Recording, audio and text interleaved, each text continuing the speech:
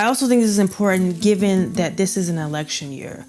And we must remember, okay, there is a persistent effort within American history to exclude Black people. And they will cheat if they have to. What's up, everyone? It's me, Brooke. Welcome back to the Untold Stories of the Civil Rights Movement, where each week I look at what I think are important cases, I discuss them, break them down, and let you know why I think they're important. So before we get started, I have some exciting news. I'm going to be a podcast. And by me, I mean this series is going to be a podcast. I got picked up by the Law and Crime Network, so I'm partnering with them to bring this to podcast. So now there's really no excuse not to watch it. You can watch it on YouTube, Facebook, Instagram, and now on podcast. So be looking out for that. It should be dropping next Friday, July 24th. I'm so excited. So good stuff is happening with the Untold series. Oh, and by the way, it has a slightly different name. It's called the Untold Stories, Cases That Shaped the Civil Rights Movement. So that's the new name. Look for it. Drop it next Friday, July 24th. Excited. So let's get into this week's case. This week is Gomillion versus Lightfoot from 1960. First of all, shout out to these names because they're both kind of epic, like Gomillion and Lightfoot. And so to have them together in the Supreme Court case is kind of epic. This case involved gerrymandering. Cool fact, the word gerrymandering comes from 1812 when the governor of Massachusetts, Elbridge Gerry, Gerry, he signed an act that created this political district that had this weird shape that one political cartoonist said looked like a salamander. And so he put the two together, Jerry and salamander, and got gerrymander. So that's where the term comes from. You're welcome. This case deals with gerrymandering for the sake of excluding Black people. This case takes place in Tuskegee, Alabama, and to really understand what's going on here, you have to kind of go back before 1960 when it was decided, back to, you can go back to slavery days, but for purposes of this episode, we can go back to 1940s. At the end of World War II, Black people are coming back. They're trying to register to vote. And so the petitioner, or the plaintiff in this case, Professor Charles Gomillion, he was a professor at Tuskegee Institute that was obviously in Tuskegee, Alabama, and he was an advocate for voter registration. And it took him a minute before, when he went to Tuskegee, it took him a minute before he was able to actually register to vote because of all these hurdles that were in place. So there was a poll tax, which meant you had to pay to vote, to register to vote. There was also an intelligence test that you had to sort of like write out portions of the Constitution. And then they also had what was called a vouching system, which meant that Professor Gomillion had to get a white person to vouch for him, saying that he is somebody who is worthy enough to be a voter. So he went through all those hurdles and he registered to vote, and it was great, and he was trying to get other people to register to vote. And Professor Gomillion was kind of like this serious character, but he joined the men's club at Tuskegee, and eventually that became the Tuskegee TCA, or the Tuskegee Civic Association at Tuskegee. And Tuskegee, by the way, is an HBCU, or a historically Black college or university that was founded by Booker T. Washington. So Professor Gomillion was a part of this organization, TCA, and they wanted to get Black people to vote. And so for over the course of like 20 years, he was able to get Black people in Tuskegee registered to vote. So it was, let's say back in the 1940s, there's like 75 Black people who could vote, who were registered to vote. And then over the course of 20 years, that number went up to like 400 or over 400 people who were registered to vote. Black people outnumbered white people in Tuskegee, and their voter registration numbers were nearing that of the white people, and white people were not having it. They were not here for this. So white people, seeing that Black people were not only outnumbering them in the city, but also their voter registration, therefore political power, was nearing to equal theirs, if not surpass it. They freaked out. They did what they've been doing in the South since the end of slavery, and definitely after slavery, which is they cheated. Like we can't get you legally, we'll just cheat. So what ended up happening is that a gentleman who was the executive secretary of the White Citizens Council, which was this white supremacist organization only a shade above the KKK, he devised this plan where he created this funky shaped 28-side district that included all the white people in Tuskegee and excluded all but like 4 or 5 Black people. And white locals tried to propose this to the state legislature to have the city of Tuskegee, the district line, changed to this, like I said, 28-side funky shaped district. And Professor Gomillion got wind of this, and he was like, no, we got to stop this. So there was like a write-in campaign. They did a little boycott, but what he did too that got us here is that he filed a lawsuit against the city, against the Mayor Philip Lightfoot, and other elected officials or other leaders of Tuskegee. So he filed this lawsuit, and he was seeking declaratory judgment, which meant, declare that this is unconstitutional, this the way they drew this district, and also injunction to stop them from going forward with their plans.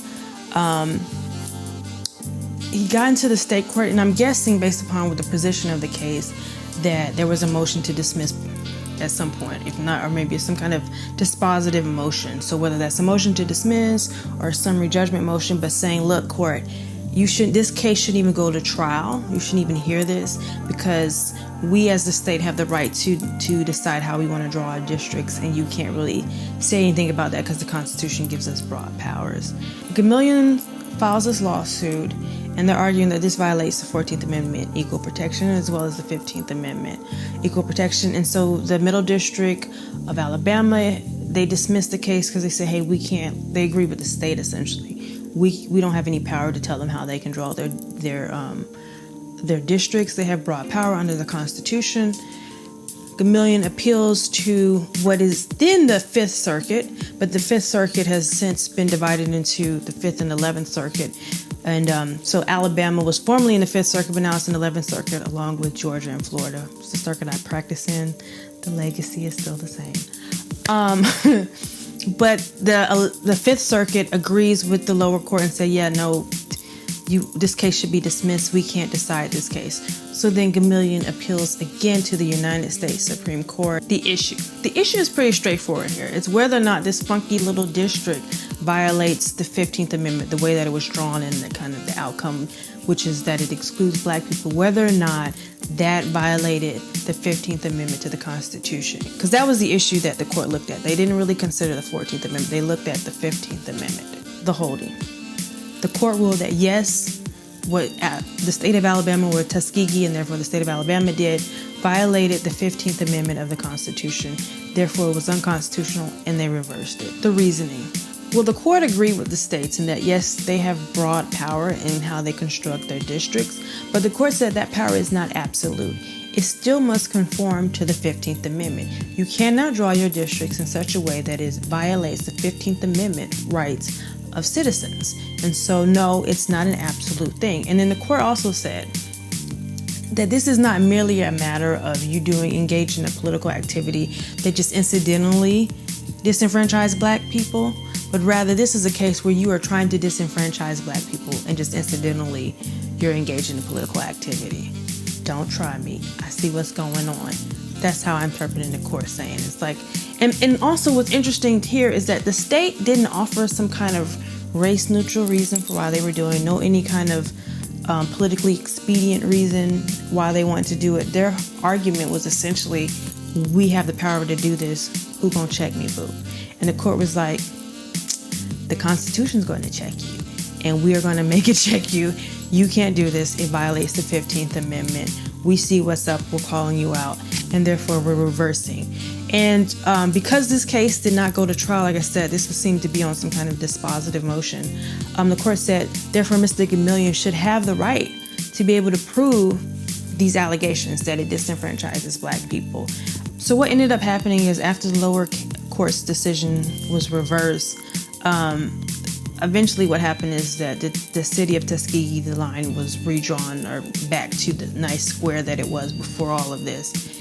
And so that little funky 28th side district was gone. They lost. Professor Gomillion went on to continue his activism around voting and voter registration. He even did some work with the SCLC, which is the Southern Christian Leadership Conference, Dr. King's organization that he founded. I think he even worked with Dr. King for a minute. But he continued his fight for civil rights and continued to be a professor in sociology at Tuskegee. Why is this case important? Well, it's important for reasons I have mentioned before, but I think it bears repeating. One, I appreciate the court in this case being willing to call a spade a spade. which is the court, because the court could have easily said, you know, this is racially neutral on his face. It's just a redrawing. I mean, yeah, it looks weird, but you know, they're not saying anything. They could have hid behind that, but instead they were like, no. We see what's going on. What you're trying to do is to exclude Black people. We're calling you out on it, and we're saying, no, you can't do that. We're going to protect the rights of our citizens. And I think that's important because later on, as you'll see, the court, in my opinion, is willing to sort of hide behind these racially neutral reasons and say, oh, we're kind of powerless. I don't know what to do. But the court here, especially this Warren court under Chief Justice Earl Warren, they were willing to call injustice out and say, no, we see what's happening. And we're not going to pervert justice and hide behind some kind of, well, this seems racially neutral, or states have absolute power, therefore we're powerless to stop this. But being able to uphold the rights of people and recognizing racism and systemic racism where it is. I appreciate that, because that's not necessarily the case later on when the court gets a little more conservative. I also think it's ironic, and Black journalists mentioned this at the time, that this happened in Tuskegee. And that it impacted people at Tuskegee Institute, which was founded by Booker T. Washington. And Booker T. Washington abided by the idea of what's called really politics of respectability, which said that if Black people would just prove that they are worthy of certain rights, then they would receive that. Then white people would embrace them. They just had to go out and show that they deserve these things. And just act respectable, and white people would respect us. But when Professor Gomillion did everything that he was supposed to do, did the white establishment welcome him and his peers with open arms, ready to embrace him and say, okay, you finally earned it? No, because it's not even about that. They never wanted to let Black people in. Their point was to exclude Black people and to maintain a certain level of power within the white structure. Because ultimately what's going on here is that they're trying to disenfranchise Black people. There's no way to earn the respect of your oppressor. Why would you even want to do that? I also think this is important given that this is an election year. And we must remember, okay, there is a persistent effort within American history to exclude Black people. And they will cheat if they have to.